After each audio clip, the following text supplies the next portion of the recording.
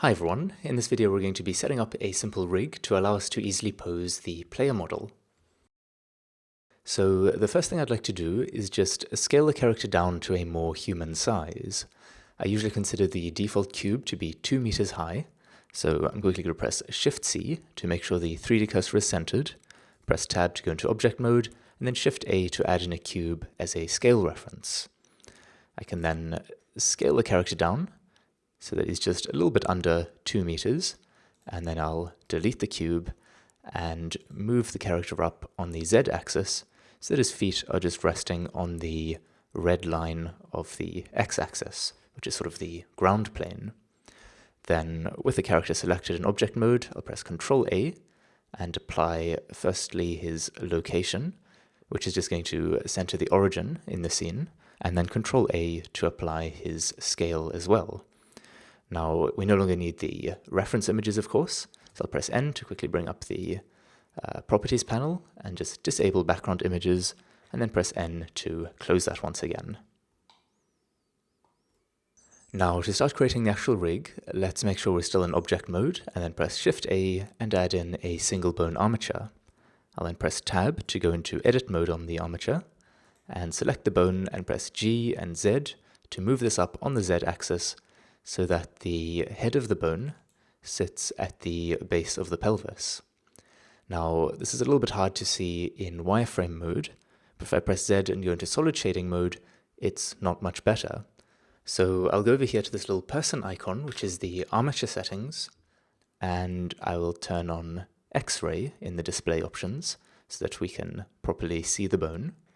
And then I'm going to right-click to grab the tail of the bone here, and press G and once again Z to move this down on the Z-axis just to somewhere around where the belly button would be.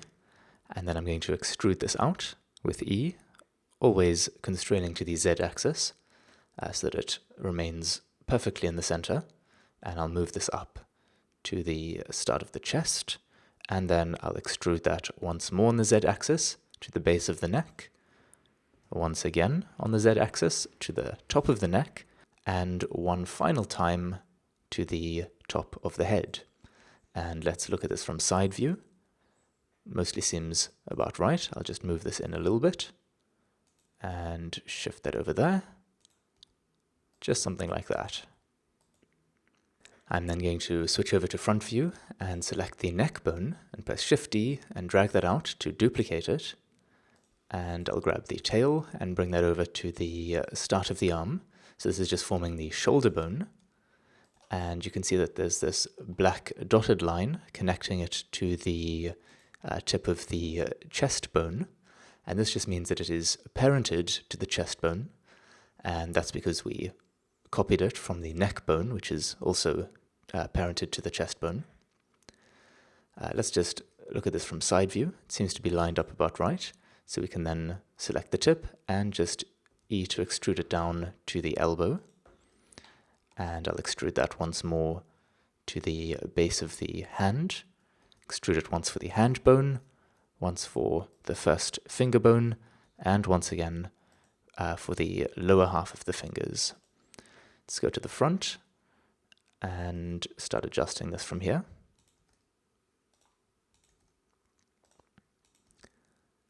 Okay. So these two bones here will handle all of the fingers, since it is a mitten hand, but we do need a bone for the thumb. So I'm going to duplicate that from the first finger bone, so that it's also parented to the hand bone. And let me just move this up to the base of the thumb, and this to the tip of the thumb. Let me see that from side view. Let's get this lined up correctly. All right, and I actually want 2 bones along the thumb so that the thumb can bend. So I can select the bone and press W to bring up the specials menu and just subdivide the bone like so. And then I'll just drag that out to get the bend of the thumb. All right, so that is the arm done. We then need to worry about the legs. I want the legs to be parented to this hip bone. So I'm going to select the spine bone, which is parented to the hip bone, and duplicate that with Shift-D and bring that to the start of the leg. And then I'll grab the tail and drag that down to around the knee and extrude that out to the base of the foot. I'll quickly go into side view and just adjust this from there. And then I'll extrude the lower leg bone to form this foot bone, which will rest at the start of the toes. And I'll extrude that out once more to the tip of the toes. And from front view, let me come and adjust this here as well, just so that it all lines up. Now, I'd like to fix the weird twisting that's going on with some of these bones, like this one and this one over here. So I'm going to press A to just select all of the bones in edit mode, and then I'll press Control N. Do make sure that you're in edit mode, not object mode, otherwise it will start up a new file. And this will bring up Recalculate Roll. And from front view, I'll just ask it to recalculate based on the view axis. And you can see these will all now line up with the front view. So this is the main part of our rig done. So I'm quickly going to press Control Tab to go into pose mode, or you can just select that from the menu over here. And I just want to make sure that all of the parenting is set up correctly. So if I grab the chest bone over here and rotate that, you should see the neck, head, and the arm rotating along with that. If I rotate the hand bone, you should see the fingers and the thumb rotating with that. And if I move or rotate the hip bone, you should see everything goes along with that. So if you made a mistake somewhere and, say, duplicated the wrong bone and something ended up parented to something that it shouldn't be parented to, I quickly want to show you how to fix that. So going into edit mode on the bones, you can clear a parent by selecting the bone and pressing Alt-P and clear parent, like so. And you can see the black dotted line has disappeared. And then to parent it to the correct bone, you start out with this bone selected, then Shift select the bone you want to parent it to, Control P, and then you can parent it either connected or keep offset. So for this bone, we want to keep offset, but bones like the spine bone here, which is physically connected to the hip bone, would be parented connected. Okay, so the rig isn't completely finished yet. I still want to add in the IK system to make the legs a little easier to control, but I quickly want to go through and name all of the bones that we have so far. So going into this little bone icon here, I'll name this the hips bone. Then this will be the spine, followed by the chest, then the neck, and lastly the head. And then for these bones on the character's left, I'm going to follow a specific naming convention, which is to first write the name of the bone, so in this case shoulder, and then dot capital L for the left. Alright, so I'll follow that for all of these bones. This is upper arm dot capital L, lower arm dot capital L, and so on. And I know this is a little bit tedious, but it is fairly important. The reason it's important, apart from just being nice and tidy, is that when we mirror the bones from the left side over to the right side a little bit later on, and we ask it to flip the names, it will recognize the convention, and it will be able to name all of the bones on the right with .r instead of .l, and then it will know which bone on the left of the character corresponds to which bone on the right. And that means that if we set up a pose on one half of the character, we can ask it to then copy that pose over to the other side of the character, and this is going to save us a lot of time when animating. Okay, so I've just finished naming the last bone, toes.l. Let's now go ahead and create the IK bones. So I'm going to press 3 to go into side view, and I'll select the tail of the lower leg bone and just press E to extrude this out. And I'll select the bone and press Alt-P to clear the parent, so it's now a free bone. And then, somewhat mysteriously, if you've never seen this before, I'm going to left-click somewhere out here, level with the knee, and press Shift-A to add in a new bone, and just have this pointing forwards. And with this bone selected, I'm going to come over here and turn off deform in the bone properties, and that's just because this is a control bone, which means that it doesn't directly affect any of the vertices in the mesh, but rather it helps to control the other bones. Now this is going to be called the pull target .l, and this bone that we created down here, it's also not a deformation bone, so I'll toggle that off, and this is going to be leg IK, standing for inverse kinematics, .L. And quickly from the front view, let me just make sure that this pull target bone is positioned in front of the left knee, like so. And then coming into side view again, I'm going to go into pose mode, and I will first select this IK bone, and then shift right click to select the lower leg bone. And note that the order of this is important. First the IK bone, then the lower leg bone, and then I'll press Shift Control C, and this is going to bring up the Add Constraint with Targets menu, and I can choose Inverse Kinematics, and the lower leg bone should turn yellow. We can then head over to this panel here with the icon of the bone and the chain link, which is the bone constraints panel, and we can see our inverse kinematics constraint. Now, in past rigging videos of mine, people have had some difficulties with that shortcut, so I'm going to remove the bone constraint and quickly show you how to do this manually. So you'd select the lower leg bone, and in the same bone constraints panel, we can add inverse kinematics, and then from the target field here, we can choose armature, and the target bone will be the IK bone. So we can search for that, leg IK, and we're now at the same place as if we used the shortcut. For the pull target, we then choose armature once again, and the bone is of course our pull target. Alright, immediately things have gone a bit crazy, but there are two things that we need to adjust. The first is chain length, which we need to change to 2, because the number of bones in the leg is 2.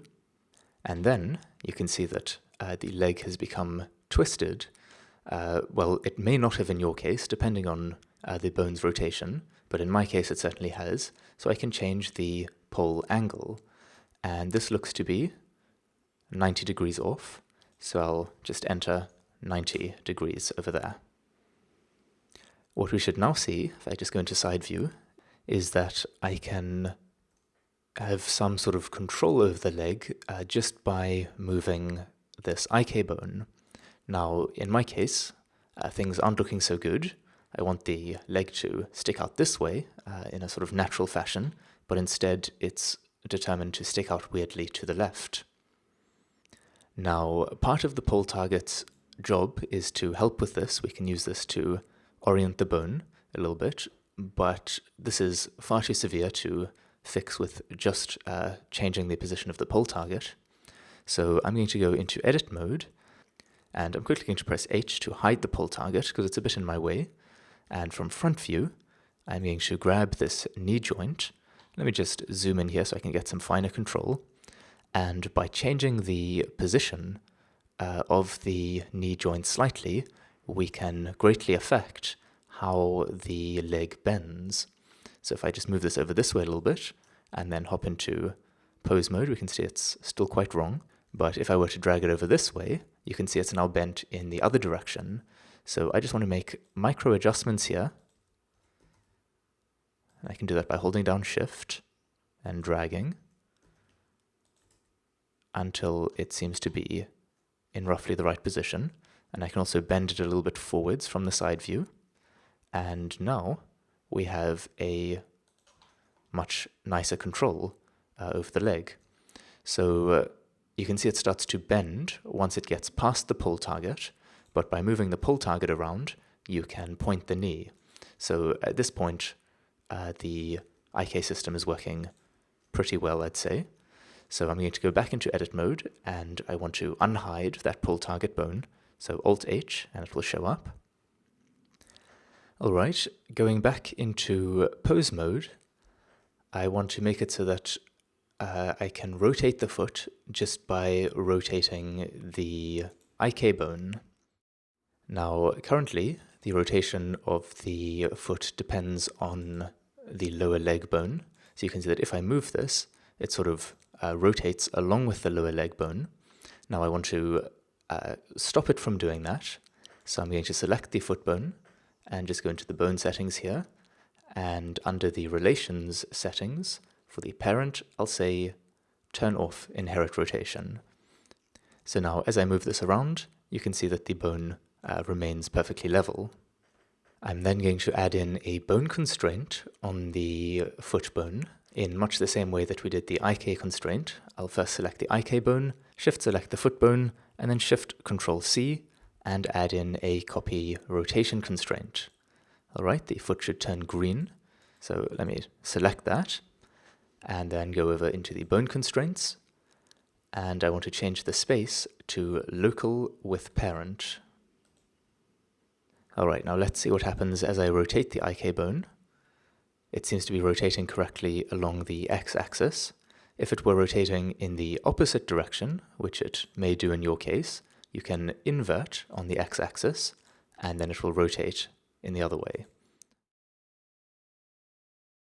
Let me try rotating this on the z-axis. It's also working okay there. Once again, you can use the invert options to make sure that things work as expected. The bones are now all set up how I want them, so I just need to now copy the bones over from the left side onto the right side. Let me first select everything though here in pose mode and just press Alt-R and Alt-G to clear the rotation and location of the bones. I'll then press Tab to go into edit mode, and I want to select all of the bones on the left-hand side, the character's left-hand side, that is. So I'll go into wireframe mode, and I'll use my box select tool to just select all of these down here. Now for this step, I need the 3D cursor to be properly centered, so I'm going to press Shift-C to make sure that that's the case, and then I'm going to press Shift-D to duplicate all of these bones.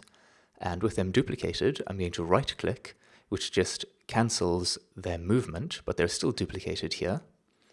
Now note that their current pivot point is over here, so if I were to rotate or scale these, they'd all move towards that point.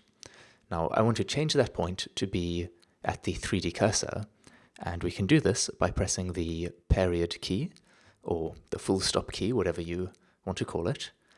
So now if I scale this, it all scales towards there. If I lock the scale to the x-axis, however, by pressing X, it will now scale over onto the other side, like so. Now I want to scale it exactly -1 along the x-axis, so I can just type that in, -1, and then press Enter.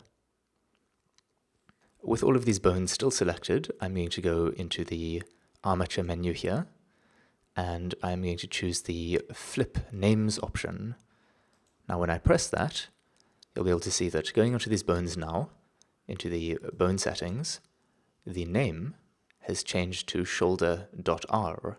So you can see it recognized our convention of naming the ones on the left side .l, and it's converted that to .r on the other side.